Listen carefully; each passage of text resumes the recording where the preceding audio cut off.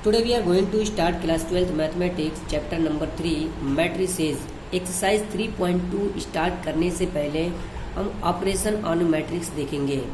Operation on matrix का मतलब ये है कि दो मैट्रिक्स का एडिशन कब पॉसिबल है और कैसे पॉसिबल है।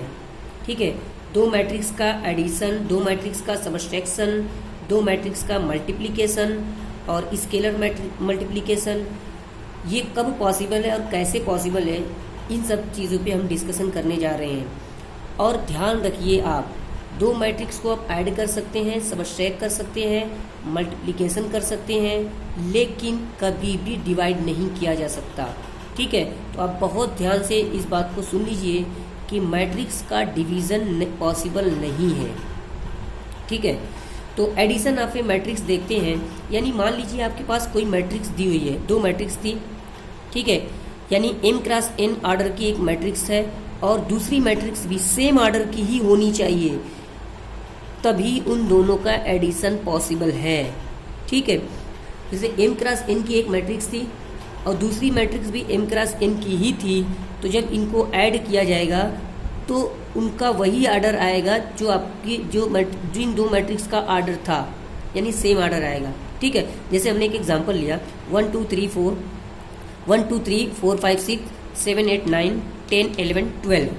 ठीक है, यानी ये एक मैट्रिक्स है, ये एक मैट्रिक्स है। ये मैट्रिक्स 1 2 यानी रो इसमें 2 है, कॉलम 1 2 3 कॉलम्स है। इसमें भी 1 2 2 रो है और 3 कॉलम्स है। यानी आपके दोनों मैट्रिक्स का ऑर्डर सेम है, तभी इन दोनों मैट्रिक्स का एडिशन पॉसिबल है। अगर ये ऑर्डर चेंज हो जाता तो हम मैट्रिक्स को ऐड कभी नहीं कर सकते। तो इन दोनों को जब ऐड करते हैं, यानी जो उसके करस्पॉन्डिंग एलिमेंट है उन दोनों को ऐड कर दिया जाएगा। जैसे इसका फर्स्ट कॉलम का फर्स्ट रो फर्स्ट कॉलम, इसका भी फर्स्ट रो फर्स्ट कॉलम, दोनों ऐड हो जाएगा।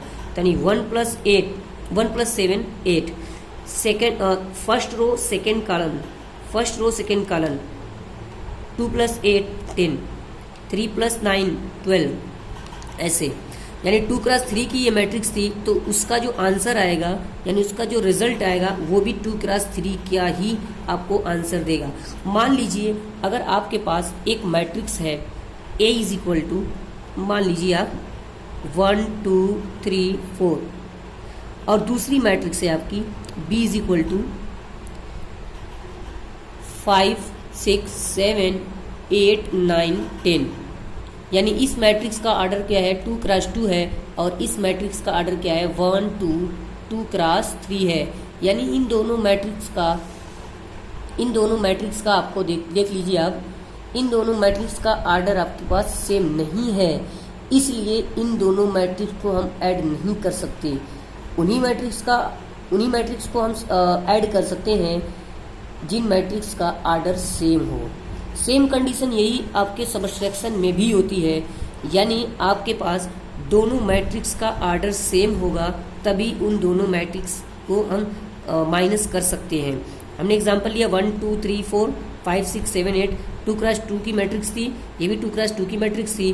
जब इसको हमने फर्स्ट रो के फर्स्ट कॉलम से, इसमें भी फर्स्ट रो के फर्स्ट कॉलम से जब हमने इसको माइनस किया है, तो ये -4 2 -6 -4 3 -7 -4 4 -8 -4, और उसका रिजल्ट भी 2 क्रॉस 2 ही आया है। ठीक है, तो इस तरीके से आप एक बार और सुन लीजिए, एडिशन और सबट्रैक्शन उन्हीं दोनों मैट्रिक्स का पॉसिबल है जिनके ऑर्डर सेम होंगे, और आपको जब उसको सॉल्व करेंगे, यानी ऐड या सबट्रैक्ट करने के बाद जो जिन दोनों मैट्रिक्स का ऑर्डर जो रहेगा, वही उसके रिजल्टेंट मैट्रिक्स का ऑर्डर भी होगा। ठीक है, अब एक तीसरा है कि multiplication of a matrix bye scalar. दो मैट्रिक्स का मल्टीप्लिकेशन नहीं देख रहे हैं अभी हम एक मैट्रिक्स है और एक कोई नंबर हो, तो उसको कैसे मल्टीप्लाई करेंगे। जैसे हमने एक मैट्रिक्स लिया है A = 1 2 3 4, और ये 2 क्रॉस 2 की मैट्रिक्स है, और इसको हमने इस मैट्रिक्स में हम 3 से मल्टीप्लाई करना चाहते हैं, यानी 3A, यानी इस पूरे मैट्रिक्स में हमने 3 से मल्टीप्लाई किया, तो ये मैट्रिक्स जो है, जब ये 3 इन सभी एलिमेंट में मल्टीप्लाई होगा, यानी 3 का मल्टीप्लाई इसमें भी होगा, इसमें भी होगा, इसमें भी होगा, इसमें भी होगा। 3 3 1 3 3 2 6 3 3 9 3 4 12। ठीक है। अगर इस तरीके से अगर कॉमन भी लिया जाएगा ना तो एक एलिमेंट से नहीं सभी एलिमेंट में से कॉमन लिया जाएगा वो 3, ठीक है। तो इस तरीके से ये multiplication of A matrix bye scalar है। मल्टीप्लिकेशन ऑफ मैट्रिसेस देखते हैं कि दो मैट्रिक्स का मल्टीप्लिकेशन कैसे पॉसिबल है। जैसे कोई मैट्रिक्स है, एक मैट्रिक्स है m क्रॉस p, यानी ये उसका ऑर्डर है m क्रॉस p, और दूसरी मैट्रिक्स है p क्रॉस n। जब आपके पास फर्स्ट मैट्रिक्स का कॉलम और सेकंड मैट्रिक्स का रो जब दोनों ये इक्वल होंगे, ध्यान दीजिए, फर्स्ट मैट्रिक्स का कॉलम सेकंड मैट्रिक्स का रो जब ये दोनों इक्वल होंगे तभी मैट्रिक्स का पॉसिबल है, वरना मैट्रिक्स का पॉसिबल नहीं होगी। दोनों मैट्रिक्स को हम मल्टीप्लाई नहीं कर सकते। तो जब ये दोनों मैट्रिक्स यानी ये इनका कॉलम और इनका रो दोनों p है, तो ये मैट्रिक्स का जो आंसर आएगा वो ये वाली मैट्रिक्स बन के आएगी, यानी m क्रॉस n मैट्रिक्स बन के आएगी। तो जब इन दोनों को जब मल्टीप्लाई करेंगे तो इन दोनों का जब हमने मल्टीप्लाई किया, इन दोनों जब मैट्रिक्स को जब मल्टीप्लाई करेंगे तो m क्रॉस n ऑर्डर की मैट्रिक्स बन के आएगी। फॉर एग्जाम्पल, जैसे ये हमारी एक मैट्रिक्स है, a is equal to 1 2 3 4, b is equal to 1 2 3 4 5 6। इस मैट्रिक्स का ऑर्डर कितना है? 2 क्रॉस 2 है। इस मैट्रिक्स का ऑर्डर कितना है? 1 रो 2 और कॉलम कितना है? 1 2 3 कॉलम्स है इसका। तो आप देखिए ना, ये और ये दोनों एकदम सेम है। अगर सेम है यानी इक्वल है तभी ये मैट्रिक्स मल्टीप्लाई हो सकती है। तो हाँ, इक्वल है। जो आंसर आएगा ना वो ये वाला आंसर आएगा आपका, यानी 2 क्रॉस 3 की मैट्रिक्स बन के आंसर आएगी। तो इस तरीके से हमने इसको सॉल्व किया है। तो आप देखिए इसका ऑर्डर 2 क्रॉस 3 आया है, जो कि मैंने यहाँ पे अब दिखाया था कि 2 क्रॉस 3 आएगा इसका आंसर। और ऑर्डर आपके यानी फर्स्ट मैट्रिक्स का कॉलम और सेकंड मैट्रिक्स के रो से मैच करना चाहिए, तब हम इसका मल्टीप्लिकेशन कर सकते हैं। तो मैट्रिक्स का एडिशन और सब्ट्रैक्शन तो बहुत ही इजी है, लेकिन मल्टीप्लिकेशन उतना ही टफ है। तो आप बहुत अच्छे से इसको देखिए कि कैसे करना है। तो ये फर्स्ट मैट्रिक्स है यानी a क्रॉस b, इसको हम मल्टीप्लाई करते हैं तो कैसे किया जाता है। यानी ये फर्स्ट मैट्रिक्स का जो रो है ये पूरी चीज़, और सेकेंड मैट्रिक्स का जो कॉलम है, फर्स्ट मैट्रिक्स के रो से सेकेंड मैट्रिक्स के कॉलम से मल्टीप्लाई किया जाता है। यानी ये पूरी चीज़ आप उठा के ऐसे उठाइए आप, और इसके ऊपर ऐसे रख दीजिए, ऐसे उठा के अब ऐसे रख दीजिए। तो मान लीजिए हमने यहाँ पे वो चीज़ रख दी, यानी ये 1 और 4 ऐसे आ गया, ठीक। तो इसका मल्टीप्लाई इसके साथ होगा, इसका मल्टीप्लाई इसके साथ होगा, ठीक है। ये पूरा उठा के आपको ऐसे रख देना है, ये उठा के ऐसे रख देना है, ठीक है। तो ये क्या हो जाएगा, 1 का मल्टीप्लाई 1 के साथ, बीच में प्लस 1 का मल्टीप्लाई 1 के साथ, प्लस 4 का मल्टीप्लाई या 2 का मल्टीप्लाई 4 के साथ। देख लीजिए एक बार और, 1 का मल्टीप्लाई 1 के साथ, 2 का मल्टीप्लाई 4 के साथ, ठीक। फिर से यही वाली चीज़ उठा के आप इस पे रख दीजिए, यानी अब इसका और इसके साथ मल्टीप्लाई कर रहे हैं, तो ये 1 का मल्टीप्लाई 3 या 3 का मल्टीप्लाई 1 के साथ, प्लस 4 का मल्टीप्लाई 4 के साथ। चेक कर लो आप लोग। उसके बाद अब इसका ये पूरा उठा के आपको यहाँ रखना है इसके ऊपर, यानी अब ये हमारा क्या हो जाएगा, ये 2 और ये 5 है, ये 2 और ये हमारा कितना हो जाएगा 5।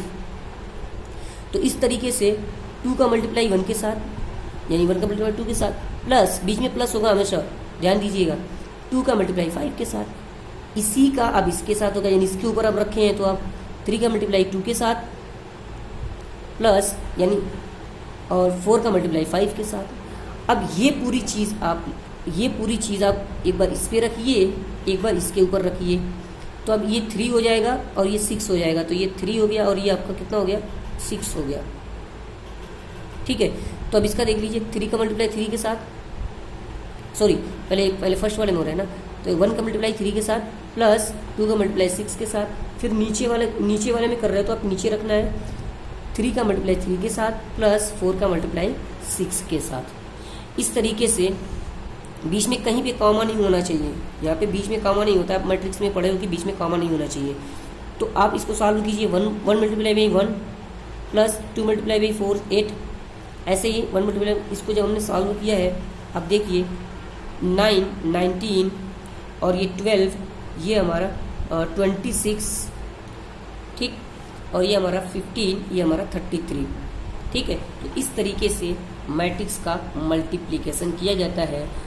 और जब हम एक्सरसाइज करेंगे उसमें और अच्छे से आप लोग सीख लीजिएगा। अगर इस यहाँ पे आपको नहीं भी समझ में आया तो वहाँ पे बहुत अच्छे से सीख सकते हो आप। बस ये ध्यान दीजिए कि मैट्रिक्स, किस मैट्रिक्स को आप मल्टीप्लाई कर सकते हैं। जैसे मैंने एक एग्जांपल लिया है, एक मैट्रिक्स है A इज इक्वल टू 1 2 3 4 5 6, ठीक है। और दूसरी मैट्रिक्स है हमारी B इज इक्वल टू 1 2 3 4। इन दोनों का इन दोनों का मल्टीप्लिकेशन पॉसिबल है? देखते हैं इन दोनों का मल्टीप्लिकेशन पॉसिबल है कि नहीं है। ये मैट्रिक्स का ऑर्डर कितना है?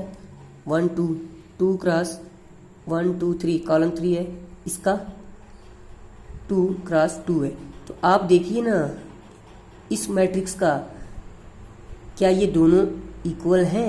नहीं है, इसलिए A क्रॉस B का मल्टीप्लिकेशन पॉसिबल नहीं है, नहीं हो सकती, ठीक है।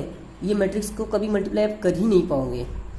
तो आपको ये दोनों सेम होना चाहिए था, यानी फर्स्ट मैट्रिक्स का कॉलम सेकेंड मैट्रिक्स के रो के इक्वल होना चाहिए। Okay, thank you.